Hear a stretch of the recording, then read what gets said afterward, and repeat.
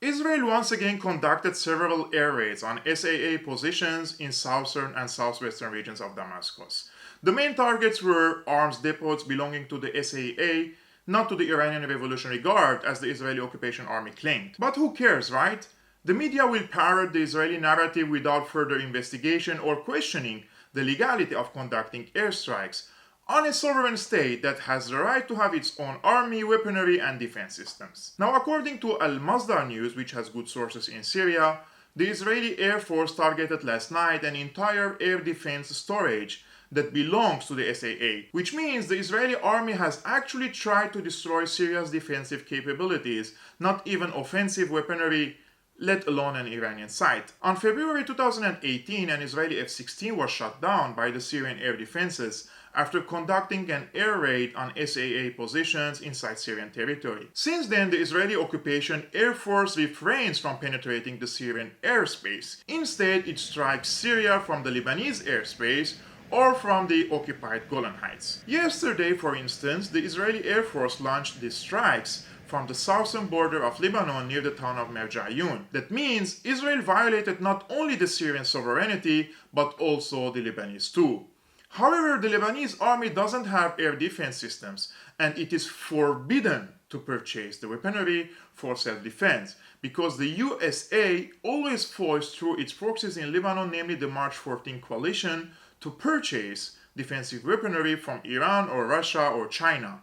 And the weapons that the US and France sell to Lebanon are either almost unusable or there is an article, a condition in the contract that bans Lebanon from using the weapon against Israel, even if Israel was invading Lebanon. This could explain, in part, the presence of a strong non-state actor such as Hezbollah in Lebanon, who has better and more sophisticated arms than the Lebanese army. Consequently, Lebanon is called Syria's soft or weak loin, and for this reason, in the early 1980s, the SAA deployed SAM batteries in the Bekaa Valley in Lebanon. Now let's back to yesterday's attack.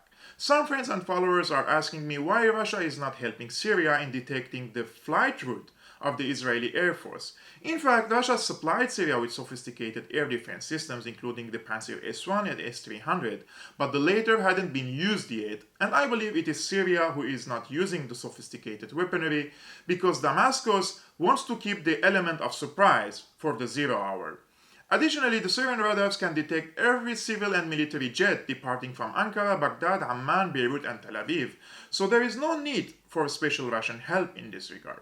But we have to know that Israel flies its fighter jets almost every day and conducts maneuvers and fake strikes, and of every 10 or 20 fake strikes, a few strikes hitting Damascus and its surrounding. The SAA is intercepting most of the missiles, and some of them are also reaching their destination, as it happened yesterday. Now, in your opinion, why Israel keeps striking Syria? Is it really striking Iranian targets, or is it just an excuse? I'm Kevork Almasian of Syriana Analysis. I hope you will support this work if you appreciate it. Your support does keep this work coming. As little as $2 per month through patreon.com/Syriana Analysis make a big difference.